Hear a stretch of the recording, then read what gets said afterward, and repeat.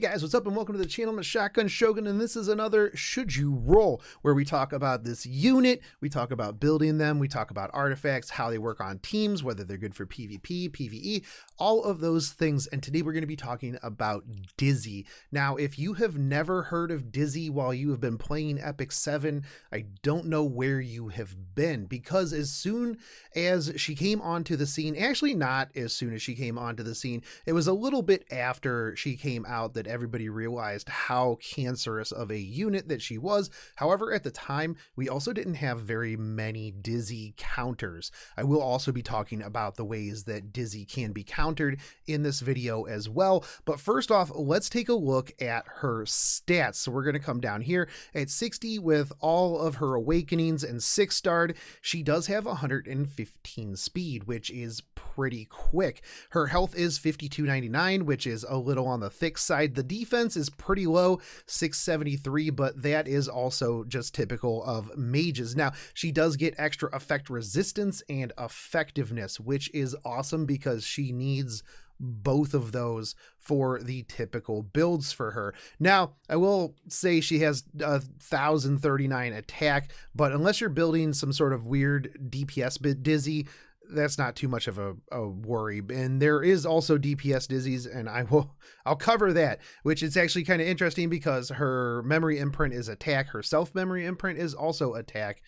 So you can absolutely build DPS Dizzies, and I'll actually talk to you about why that actually kind of works.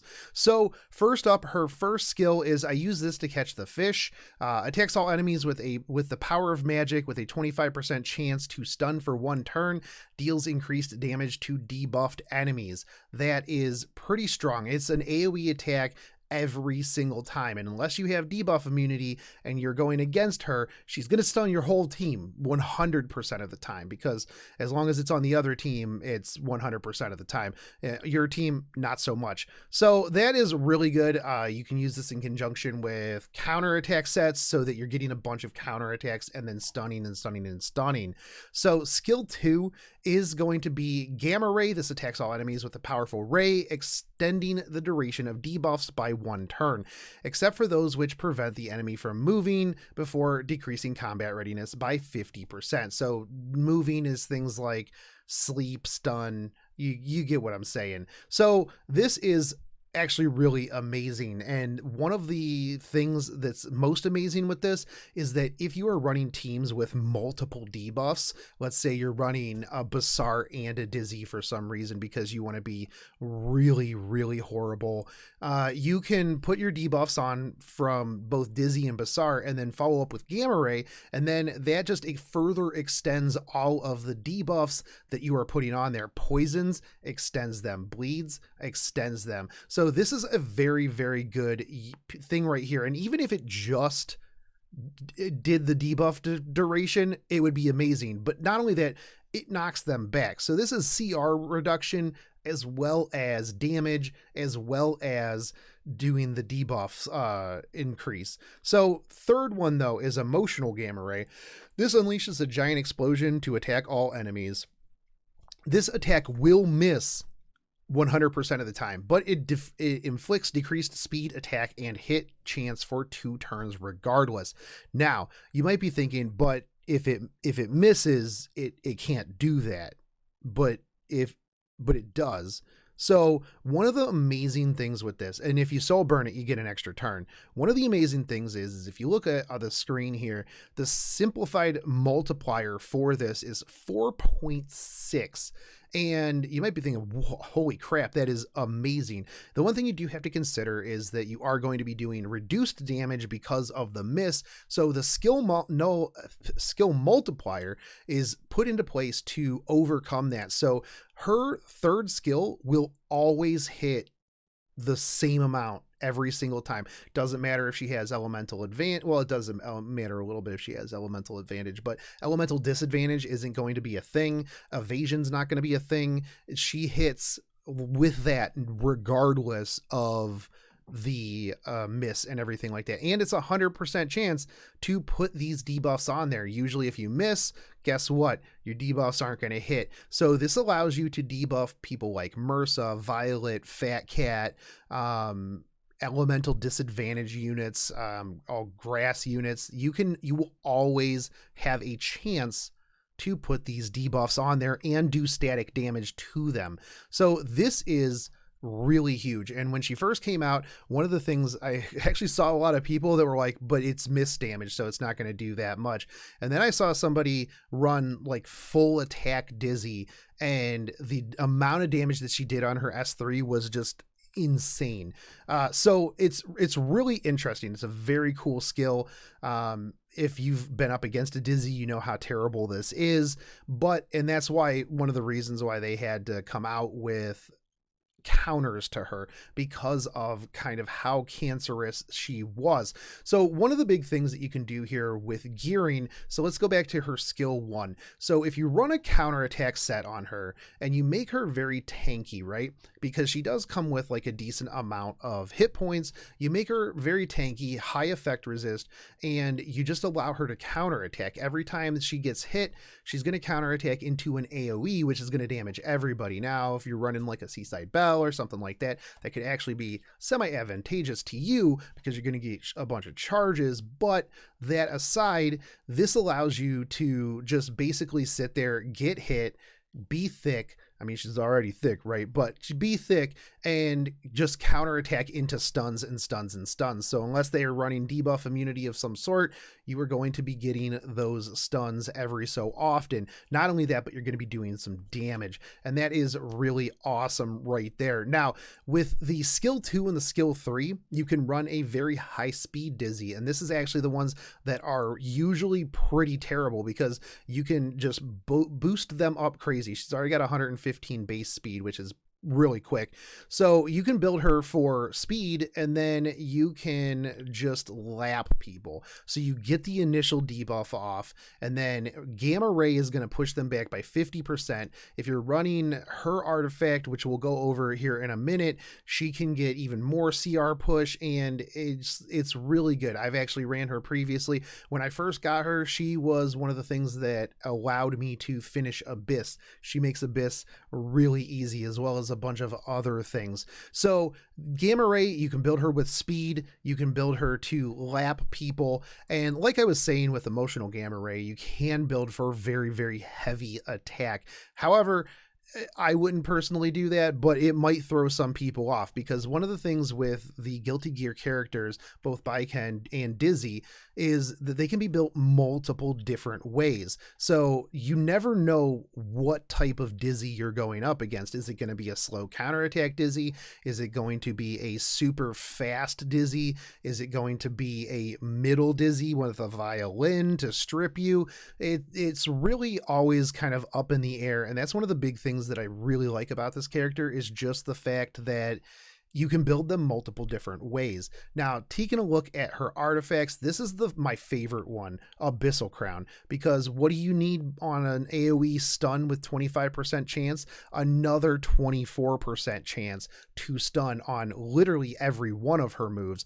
And so as long as you have some way to strip their debuff immunity, this, in my opinion, on maybe a fast Dizzy or even like a mid Dizzy or counter Dizzy, they really, realistically, as long as you can take their debuff immunity off, this is an amazing artifact, because you're just going to stun everybody. You literally have just copious amounts of stuns and you hit everybody, and it's one of the most frustrating things ever, because it's going to just stun everybody on your team. If you've went up against one, you know what I'm talking about. So this is my primary artifact that I typically run on my Dizzies.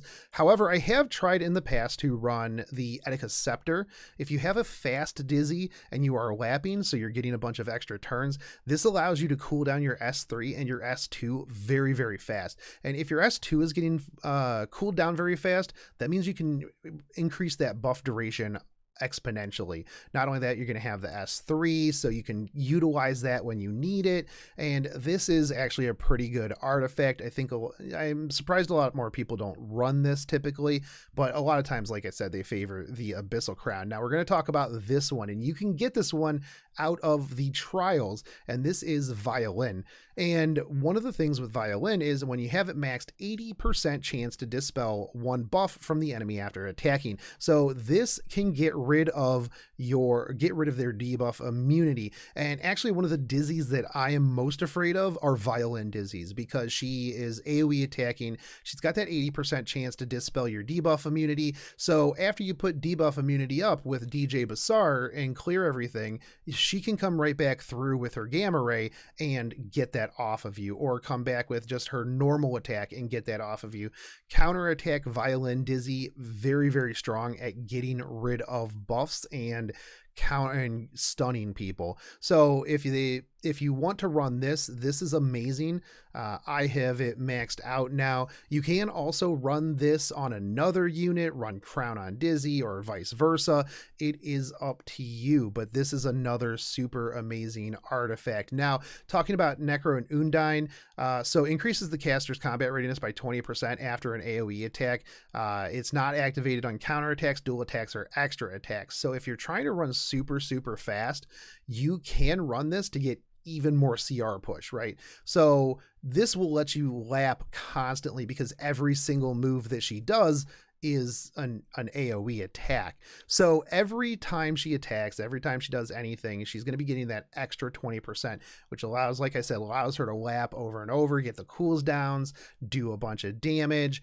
I have ran this in the past on both her and Roman. I like it, but I like the versatility of the Violin or the Abyssal Crown in terms of being able to just lock things down a lot harder. Now, if you are going for a DPS Dizzy, you would want to run Caladra, and that's because you increase your damage against debuffed enemies by 30%. And of course, what are they going to be? They're going to be debuffed. If you have a Dizzy and they're not debuffed, you're probably doing it wrong. So if you're trying to run DPS Dizzy, you would want to put somebody ahead of her for setup of your debuffs. So maybe like a Basar, maybe a Roman right ahead of time, and then just come through with a super stacked high damage Dizzy and just wreck face with them. Now, one of the things too about damage Dizzy is you don't really care too much about crit or crit damage, because your big bread and butter attack is going to be your S3, and that's going to miss. So all of your crit chance and crit damage does not matter at all on your S3. So this one is really good with setup, and you can just blow through people. It's amazing. If you like debuffs and you need some more debuffs, guess what?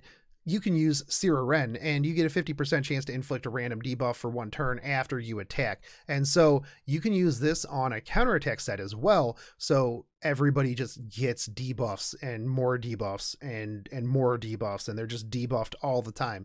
It is really good. I would personally suggest either running Abyssal Crown or Violin, as those two are the premier ones that you will see being ran on Dizzy.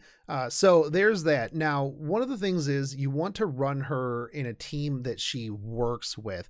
She's going to be your support. She's going to be your debuffer. She's going to be that person that she needs a little bit of setup. And because they've put in so many different things just to counter her, you are going to need buff strip. You're going to need something to keep her debuffed immune, because usually as soon as she hits the table, everybody guns for her because they just want to delete her off of the map.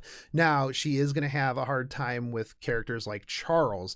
You're going to have to hope that your S3 lands everything so that you can mitigate the damage that Charles is going to do, because as you're hitting everybody, counterattack sets, Elbrus ritual swords, things like that. So you are going to want to make sure that you have a plan in place for those units, and you're able to keep her safe, keep her alive, and keep her controlled. controlling things as your DPS destroy the enemy who is very weakened.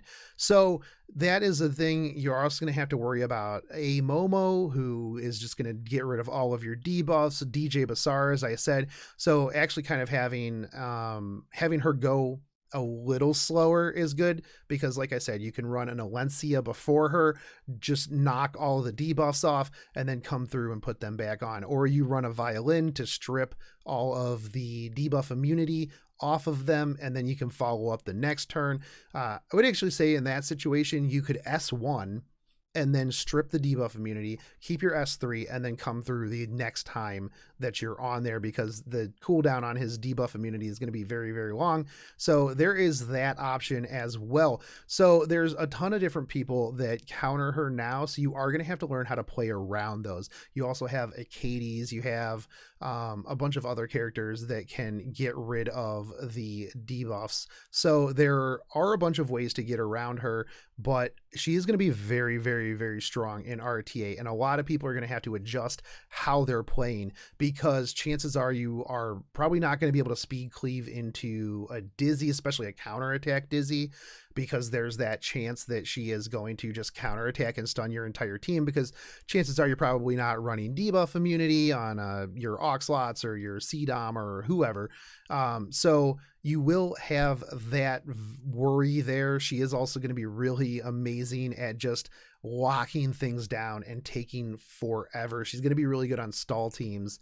So just watch out for her. She is amazing. Ice Mage, Taurus, you're going to have to farm up the Horns of Desire, which are actually in this side story right now, so you might want to go farm those up if you get a chance. She does need some molas into her S3, at least to the 1-turn cooldown, her S2 to the 1-turn cooldown, and then after that you can just completely ignore it, unless you want to go for damage, in which case then you'll want to max everything out. But she only requires that many Molagoras to be effective, so she only needs 6 in order to get the 2 1-turn cooldowns, and then you are good to go and you can put them into other people. So there you go. Dizzy, like I said, you can run her counterattack, effect resist. You are going to want to have her effectiveness up quite a bit. I run typically 125 when I do PvP, so a 2-piece hit set will be good on her, and you can actually finally use your hit sets on somebody. But I would say if you're going to do counterattack, 4-piece counterattack, and then 2-piece resist, effectiveness substats, health substats, defense substats, so that you're just a wall that counterattacks with AoEs. If you're going to be doing high speed, you're going to want a 4-piece speed set, obviously 2-piece hit set for the effectiveness to make sure that you are landing your debuffs immediately. Speed boots obviously on that one. If you're kind of going in the middle, you will want to put some effective resist on her, put some HP on her, put some effectiveness on her.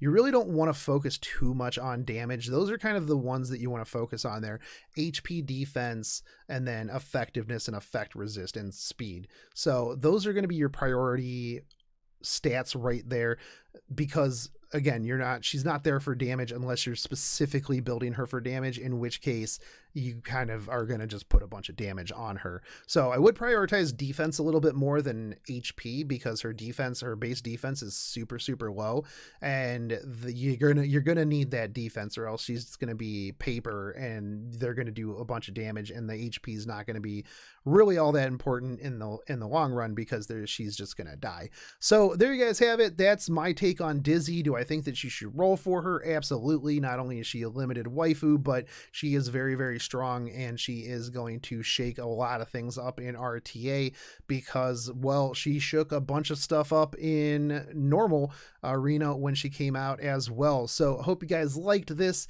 If you did, as always, make sure you like, fave, subscribe, comment. How upset are you that the Dizzy cancer is coming to RTA and is going to be back around again? And if you can, just share this video out. I appreciate it. I'll catch you guys on the next one. Take it easy, homies. Peace.